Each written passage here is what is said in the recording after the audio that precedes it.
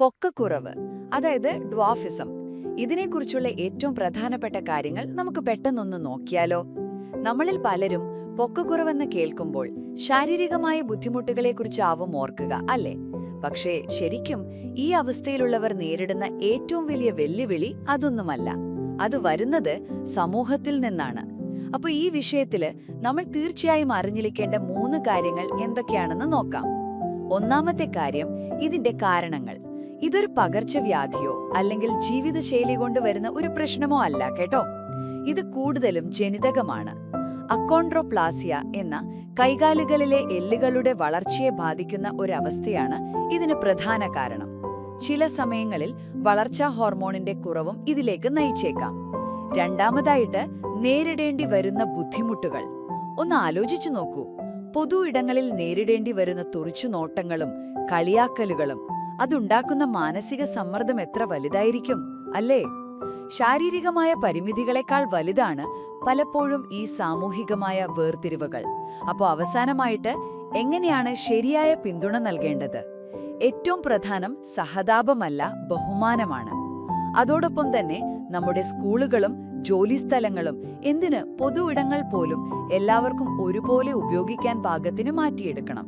തെറ്റിദ്ധാരണകളൊക്കെ മാറ്റി ശരിയായ ഒരു അവബോധം ഉണ്ടാക്കിയെടുക്കുക എന്നതും വളരെ പ്രധാനപ്പെട്ട കാര്യമാണ്. അപ്പൊ ചുരുക്കി പറഞ്ഞാൽ, യഥാർത്ഥ പ്രശ്നം ഒരു വ്യക്തിയുടെ ഉയരമല്ല, മറിച്ച് ആ വ്യക്തിക്ക് മുന്നിൽ സമൂഹം കെട്ടിപ്പൊക്കുന്ന മതിലുകളുടെ ഉയരമാണ്.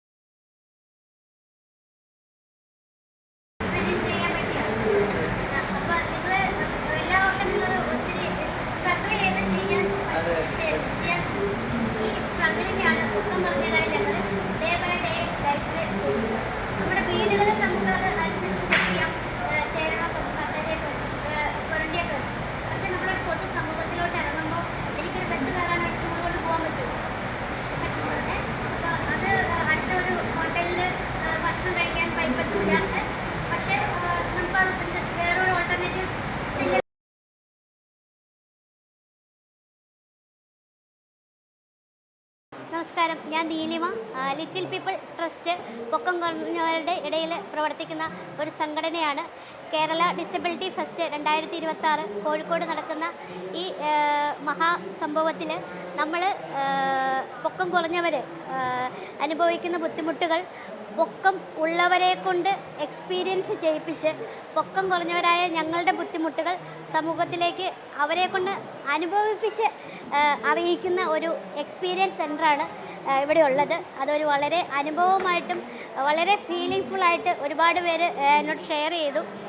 ഇങ്ങനെ ഒരു എക്സ്പീരിയൻസ് സെൻ്റർ ഉണ്ടെങ്കിൽ മാത്രമാണ് ആൾക്കാർക്ക് എക്സ്പീരിയൻസ് ചെയ്താൽ മാത്രമാണ് ഡേ ബൈ ഡേ ലൈഫിൽ നമ്മൾ അത് പൊക്കം കുറഞ്ഞവർ അനുഭവിക്കുന്ന ഓരോ ബുദ്ധിമുട്ടുകൾ അവർക്ക് മനസ്സിലാകത്തുള്ളൂ. അതിന് ഒരുപാട് കാര്യങ്ങൾ നമ്മുടെ ഇവിടെ സെറ്റ് ചെയ്തിട്ടുണ്ട്. അത് സെറ്റ് ചെയ്ത് കഴിഞ്ഞ് അവസാനം ഞാൻ അവരെ മീറ്റ് ചെയ്യുമ്പോൾ ഒരുപാട് പേര് കണ്ണ് നിറഞ്ഞും സന്തോഷത്തോടെയും നമ്മളെ ചേർത്ത് നിർത്താൻ ഇൻക്ലൂസീവ് സൊസൈറ്റിയിൽ നമ്മുടെ ആവശ്യങ്ങൾ എന്തൊക്കെയാണെന്ന് അവർക്ക് ഒന്ന് തിരിച്ചറിയാൻ സാധിക്കുന്ന രീതിയിലാണ് ഈ എക്സ്പീരിയൻസ് സെൻറ്റർ സെറ്റ് ചെയ്തിരിക്കുന്നത്. അത് ഇൻക്ലൂസീവ് സൊസൈറ്റി എന്ന് നമ്മൾ വാതോരെ പറഞ്ഞിട്ട് കാര്യമില്ല.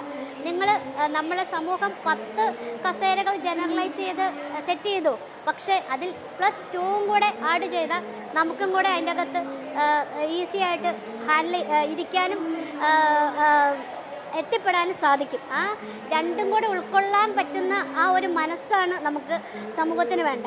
ഈ പൊക്കത്തിലുള്ള സ്വിച്ച് ബോർഡുകളും പൊക്കത്തിലുള്ള സ്റ്റെപ്പും കുറച്ച് താത്തിയാൽ അതിന് പ്രത്യേകിച്ച് ചിലവുകളൊന്നുമില്ല, ചിലവ് കൂടിയ ഒരു കാര്യമല്ല. പക്ഷേ ആ താത്താനുള്ള മനസ്സാണ് നമ്മുടെ ഇൻക്ലൂസീവ് സിസ്റ്റത്തിൽ വേണ്ടത്. ചേർത്ത് നിർത്തൽ ഇൻക്ലൂസീവ് സൊസൈറ്റി എന്നൊക്കെ വാക്കാലെ പറഞ്ഞിട്ട് കാര്യമില്ല. ഉൾക്കൊള്ളിച്ച്, അതായത് മനസ്സിൽ തട്ടി നമ്മളെയും കൂടെ ചേർത്ത് നിർത്താനുള്ള ആ ഒരു സെറ്റപ്പ് നമ്മുടെ സമൂഹത്തിൽ ഉണ്ടായാൽ മാത്രമാണ് ഒരു മാറ്റം വരികയുള്ളൂ. ഇതാണ് നമ്മുടെ ഡാർഫിസം മേഖലയിലെ മാറ്റം വരണമെങ്കിൽ നമ്മുടെ എല്ലാ കാഴ്ചപ്പാടുകളും, മനുഷ്യൻ്റെ കാഴ്ചപ്പാടുകളൊന്ന് മാറ്റിയാൽ മതി. ഓക്കെ, 4 അടിയിൽ നിന്നും 5 അടിയിൽ നിന്നും 6 അടിയിലോട്ടായവരാണ് നിങ്ങൾ. പക്ഷേ ഈ 4 അടിക്കാരെ ഒന്ന് തിരിഞ്ഞു നോക്കിയാൽ മനസ്സിലാവുന്നതേ ഉള്ളൂ. നിങ്ങൾ തന്നെ എല്ലാം എക്സ്പീരിയൻസ് ചെയ്ത് പോയവരാ ഈ സമൂഹം. പക്ഷേ തിരിഞ്ഞു നോക്കുന്നില്ല. ആ തിരിഞ്ഞു നോട്ടം വേണം. Thank you so much. ഞാൻ കേരള ഡിസബിലിറ്റി ഫെസ്റ്റിൻ്റെ പരിപാടിയുടെ ഭാഗമായി കോഴിക്കോട് ബീച്ചിലാണ്. KDF-ൻ്റെ പരിപാടി നടക്കുന്ന സ്ഥലത്തു നിന്നാണ്. എന്താ പറയുക, ചരിത്രത്തിൻ്റെ ഭാഗമായി ഒരു ഫെസ്റ്റിൻ്റെ ഭാഗമാകാൻ കഴിഞ്ഞതിൽ വളരെ സന്തോഷം. ഞാൻ ലക്ഷദ്വീപിൽ നിന്ന് ഒരു ടീമുമായിട്ടാണ് വന്നത്. ലക്ഷദ്വീപിലെ ഭിന്നശേഷി കുട്ടികളുടെ ഏതാണ്ട് 5ഓളം ഐറ്റംസ് പരിപാടികൾ ഈ പരിപാടിയുടെ ഭാഗമായി നടക്കുന്നു. അതിൽ ലക്ഷദ്വീപിലെ കുട്ടികൾക്ക് അവസരം കിട്ടുന്നത് തന്നെ വലിയ സൗഭാഗ്യമായിട്ടാണ് ഞാൻ കാണുന്നത്. അങ്ങനെ ലക്ഷദ്വീപിലെ കുട്ടികൾക്ക് പുറത്തേക്ക് വരലും പുറത്തു വന്നൊരു പരിപാടിക്ക് എത്തലും വളരെ പ്രയാസമുള്ള കാര്യമാണ്. അപ്പോൾ അവിടേക്ക് എത്തിച്ച തണലിനോടും ബന്ധപ്പെട്ട KDF-ൻ്റെ ഓർഗനൈസിംഗ് കമ്മിറ്റിയോടും പ്രത്യേക കടപ്പാട് അറിയിക്കുന്നു. എസ്പെഷ്യലി ഡോക്ടർ ഇദ്രീസ് സാറിനോടും പ്രത്യേക നന്ദിയും കടപ്പാടും അറിയിക്കുന്നു.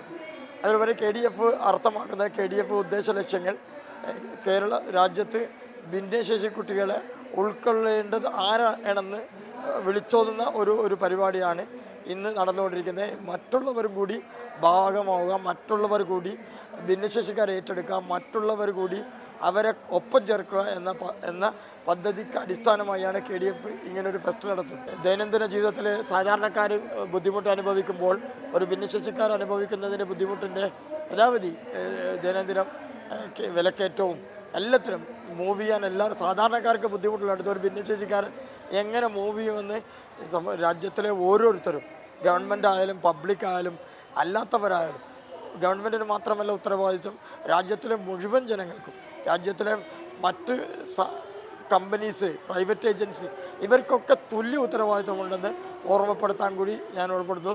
രാജ്യത്ത് ഒരു വ്യക്തമായ പോളിസിയോട് കൂടിയുള്ളൊരു വിദ്യാഭ്യാസ നയം ഭിന്നശേഷി മേഖലയിൽ വരേണ്ട കാലം അതിക്രമിച്ചിരിക്കുന്നു. അതേപോലെ അവർ ദൈനംദിനം ജീവിച്ചു പോവേണ്ട, അവരുമായി ബന്ധപ്പെട്ട് അവർക്ക് ജീവിക്കാനുള്ള, എല്ലാവർക്കും ഉള്ളതുപോലെ അവർക്കും ജീവിക്കാനുള്ള അവകാശം ഈ ഭൂമിയിലുണ്ട്. അവരെ പൊതുസമൂഹം ഏറ്റെടുക്കുകയും അവർ സമൂഹത്തിൻ്റെ മുഖ്യധാരയിൽ കൊണ്ടുവരാൻ എല്ലാവരുടെ ഭാഗത്തും ശ്രമം ഉണ്ടാവണം കൂടി അറിയിക്കുന്നു. എല്ലാവിധ ആശംസകൾ നേരുന്നു.